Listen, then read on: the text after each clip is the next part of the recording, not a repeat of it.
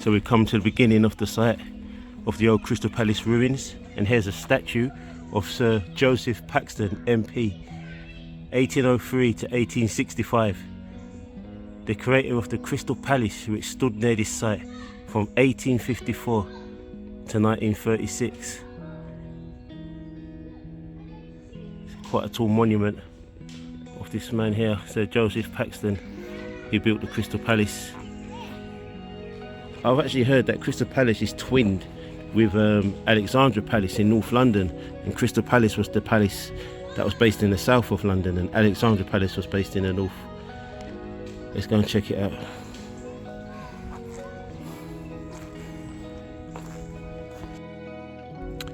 So yeah, I've just arrived at the Crystal Palace Terrace Straight, and they tell me that it's closed for restoration. Can you believe that? Closed for restoration.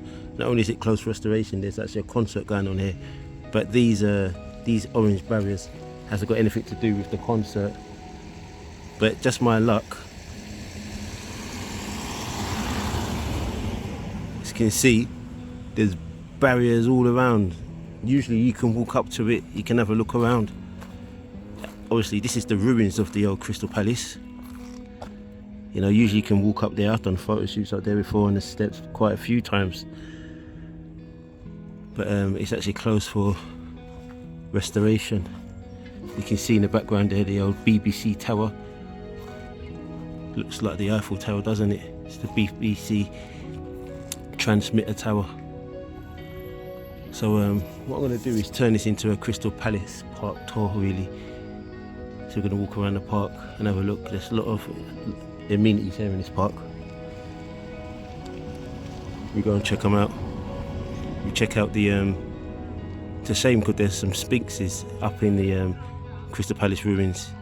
I don't think I'm going to be able to get access to that, but there's a private fishing lake here.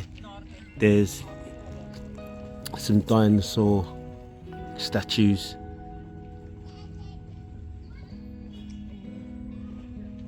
There's a children's playground. There's a maze also, so we take a look around and see what else is there.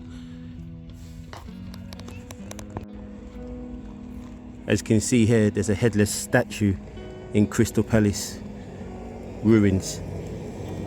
Now, the ruins here at Crystal Palace, if you take a visit, if we could get inside, you could see there's loads of headless statues, quite a few headless statues, which is a shame, unfortunately.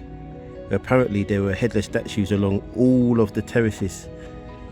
Well, I shouldn't say headless statues, but there were statues along all of the terraces, and then over time they've become headless. Whether or not they've been robbed, stolen, I don't know, or just damaged through wear and tear.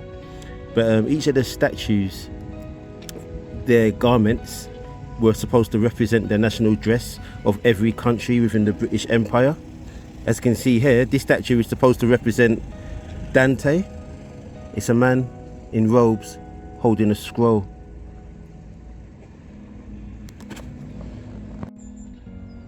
You're not sure if you can see that, but they're digging some sort of trench around the ruins of Crystal Palace. So some sort of restoration is going on here. Some sort of trench.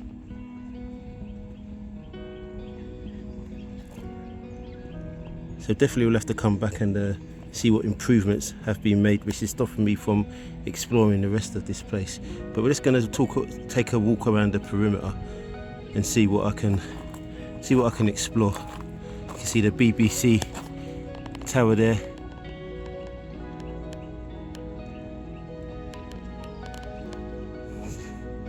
Ensures that we all are able to receive a signal.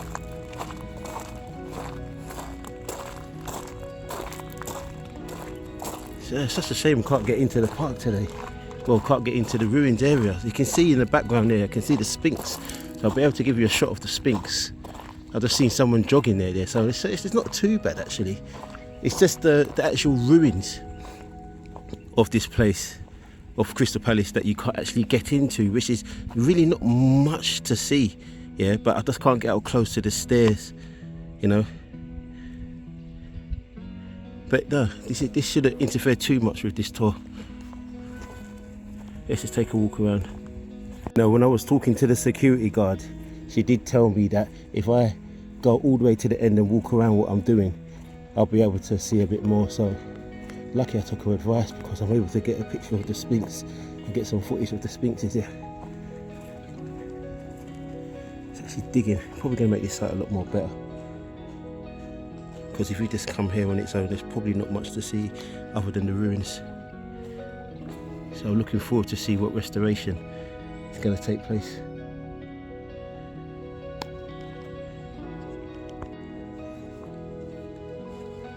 So I just found these steps that's leading up to somewhere, I believe where Sphinx probably were. Looks like there was a barrier here, but I'm actually going to cross it. See where these steps lead to. Let's just hope that these stairs don't collapse on me, okay?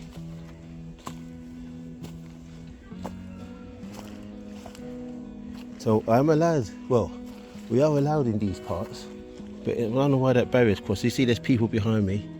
It's quite busy here, but there's a lot of history to Crystal Palace, and I know little bits of history. I don't know so much. So I've come up here and there's really not much to see. So I'm not going to go too far, because obviously there was a barrier there, and I'm also conscious of danger. Even though I do like exploring, at the same time we've got to be sensible. So yeah, let's carry on.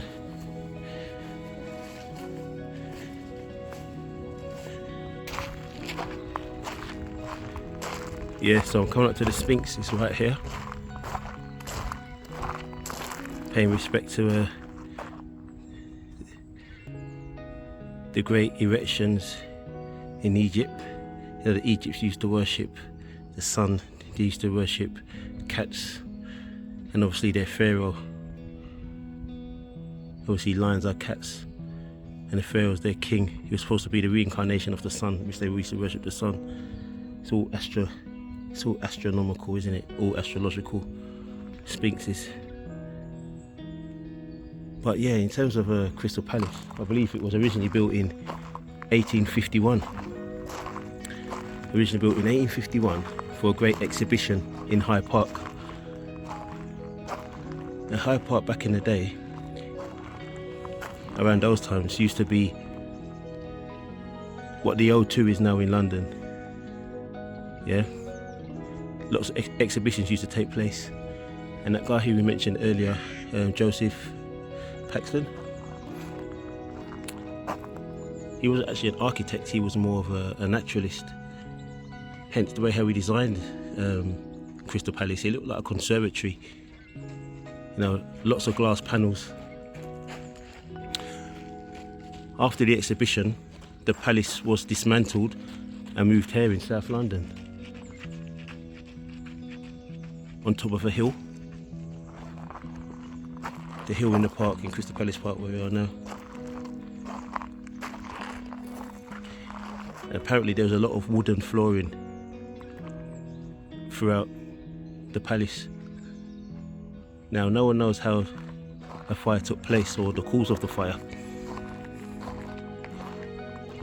but I believe it was a caretaker or someone who was walking around at the time who spotted it, and he had a daughter named Crystal. He spotted the fire, alerted the fire services, and they tried in vain to extinguish the fire. Apparently you could see the fire from miles. It said that you could be travelling to Southend on the train and you could see the fire in the distance. And because it's on a hill, the wind helped to keep the fire blazing. And there's a lot of wooden flooring as well, which actually helped to, you know, to fuel the fire.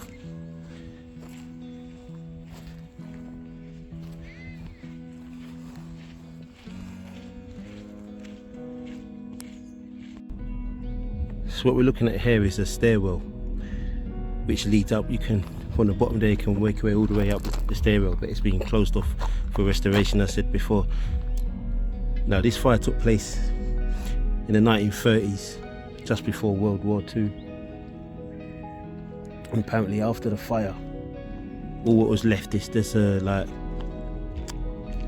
you know, the metal skeleton of the building. Obviously the glass had shattered, the wooden flooring had been burnt down, you know, the whole place just collapsed really, as you can imagine, and all that was left was just like a metal shell.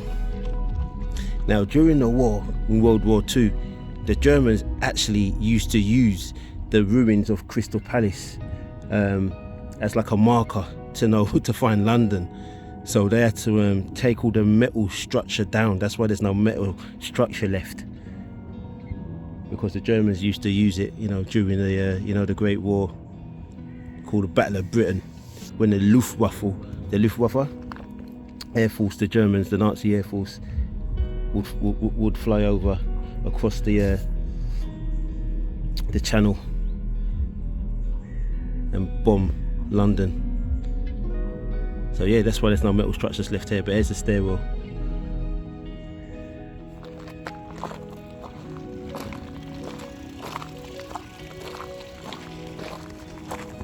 As you can see, there's more sphinxes coming up.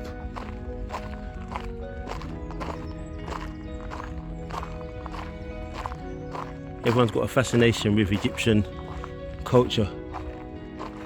As you can see, they had it here. Whoever erected these, or who wanted to put these here, it'll be a mystery to me.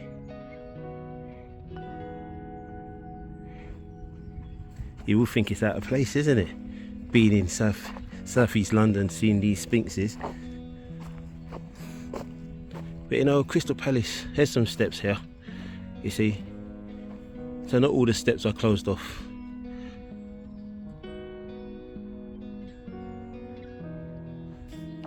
You know, Crystal Palace, you know, even though it's gone,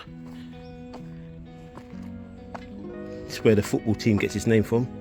Crystal Palace FC, Crystal Palace train station, Crystal Palace Park. So it does leave a big legacy. It leaves a massive legacy behind. Hence why they want to restore the place as much as possible anyway.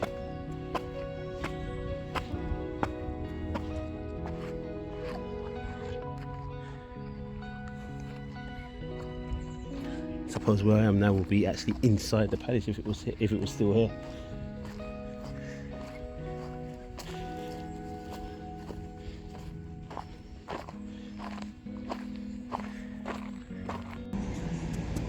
So here we are at the Crystal Palace Museum.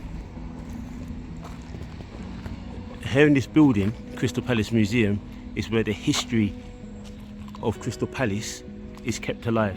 It tells the story of the Sphinxes, tells the story of Hyde Park, when the palace was at Hyde Park, tells the story of the fire and everything else of interest. You can see the pictures along here.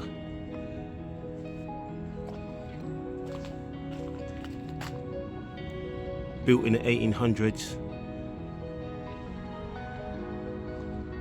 Fire taking place in the 1930s.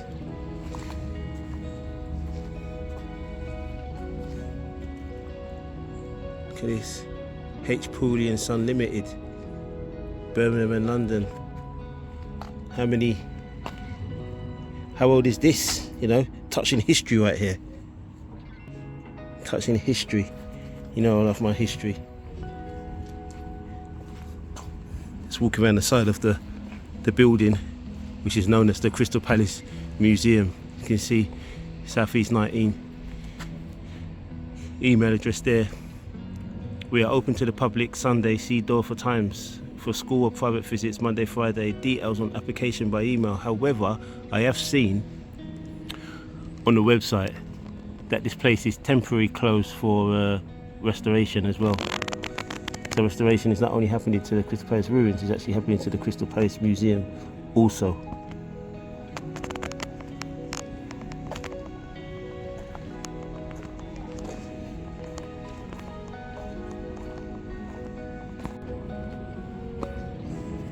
So we're arriving at the top of Crystal Palace now, of the ruins. You see there's a lovely gardens here. Very pretty, and it's a lovely day as well to be doing this walk. Again, you can see the BBC tower there. Just look around the gardens. It's a lovely day.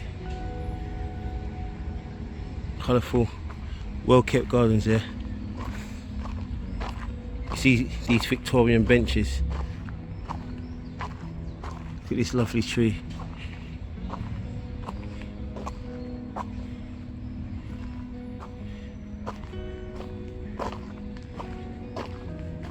Just appreciate this garden on this lovely Sunday morning in Crystal Palace.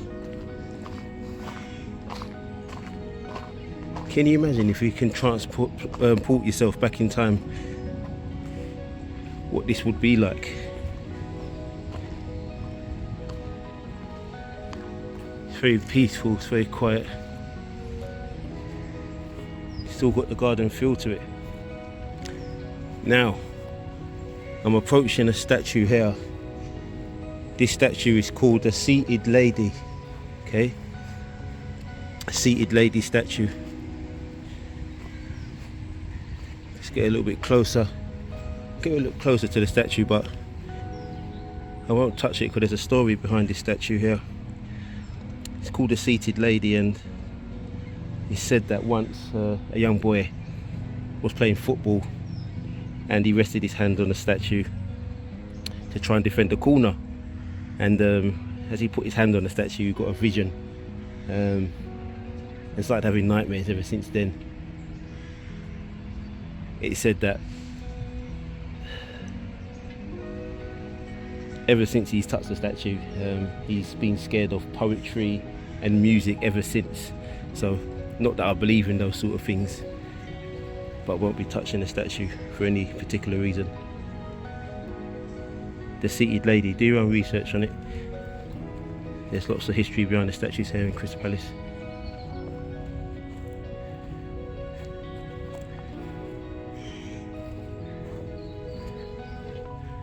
And right at the top here now, right beyond those trees, is the actual high street.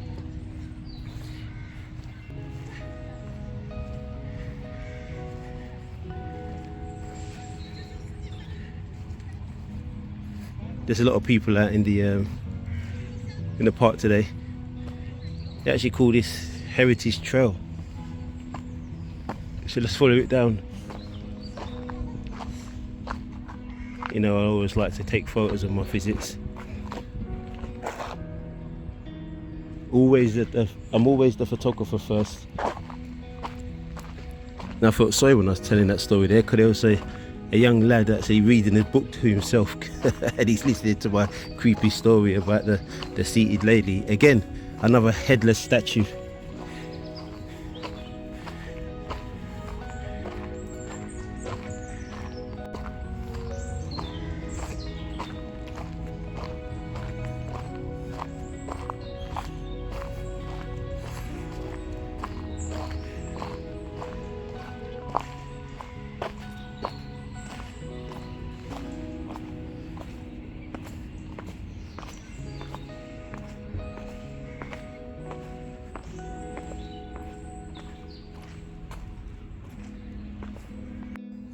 Here we see some more sphinxes here at the Crystal Palace site. So originally there was about 8 of these sphinxes, but I think I've passed 6 so far. I think 2 are missing. So the story behind these sphinxes is that they're an exact copy, I believe,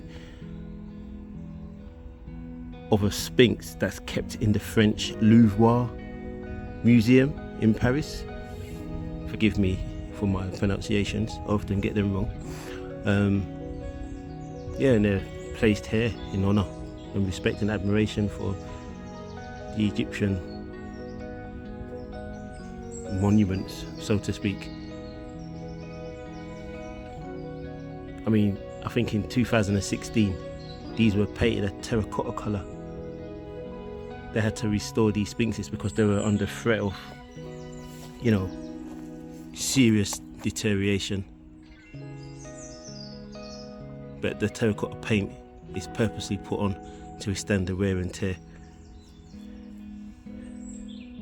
The last time I was here actually, or last time I did a photo shoot here, this was a more of a wooded area, but it seems that they've cut a lot of the woods back. You can see there, they're making it more open.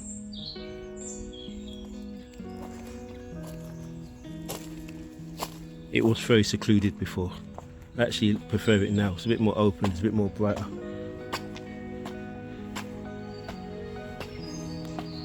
The old steps here.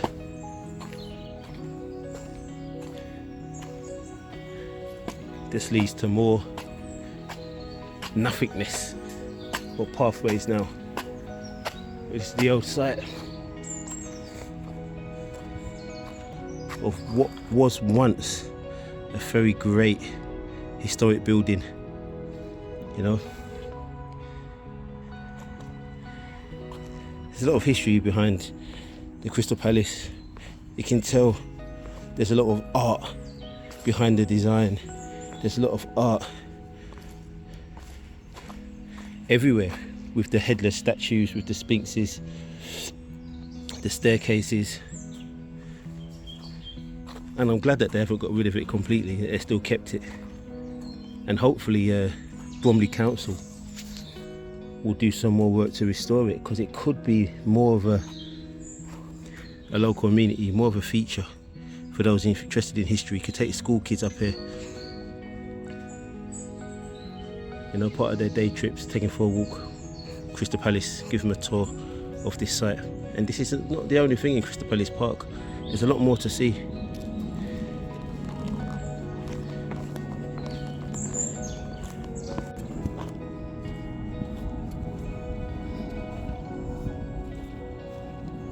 There's something about these staircases, this gives me that nostalgia feeling, takes me back in time.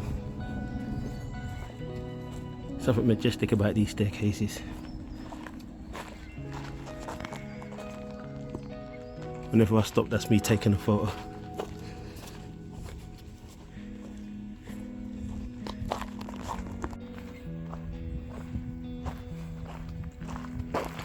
Passing some more sphinx here.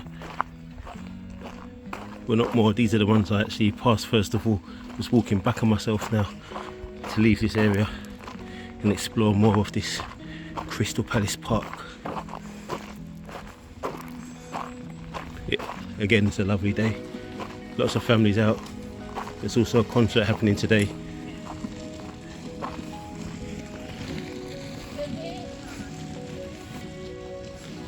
It's days like this, you don't want to be stuck indoors, you want to be out sightseeing, getting some steps, getting some fresh air. And why not take your phone with you, or take a camera and just take pictures and record everything, because it's not every day you get beautiful blue skies here in England, you know. So days like this you want to capture it, because before you know it, it's going to be autumn and it's going to be overcast and it's going to be very cold. And when it is blue skies and when the sun is out, everything's golden. It does make for nice pictures. So coming back to this site where I first started this walk, this must be where the other two sphinxes must have been. That's no longer here, because apparently there were supposed to be 8, not 6. Yeah, this must be the site of where they probably were. All we have now is ruins and graffiti.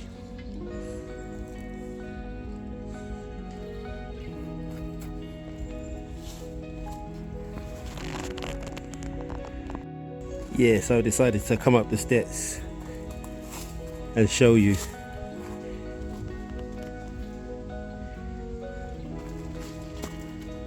So you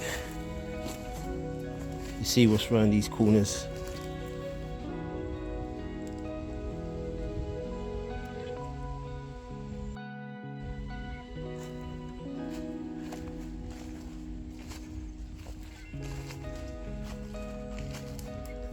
This leads to more graffiti.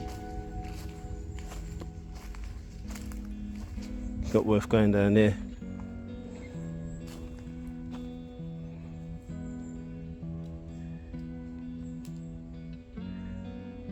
Just more graffiti. It's been caged off for a reason. Yeah, let's turn back.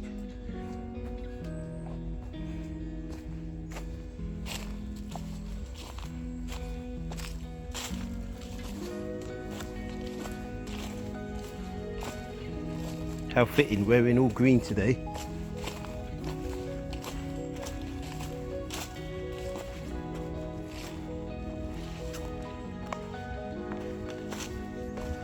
Walking down the ruins of Crystal Palace. Feeling like Indiana Jones.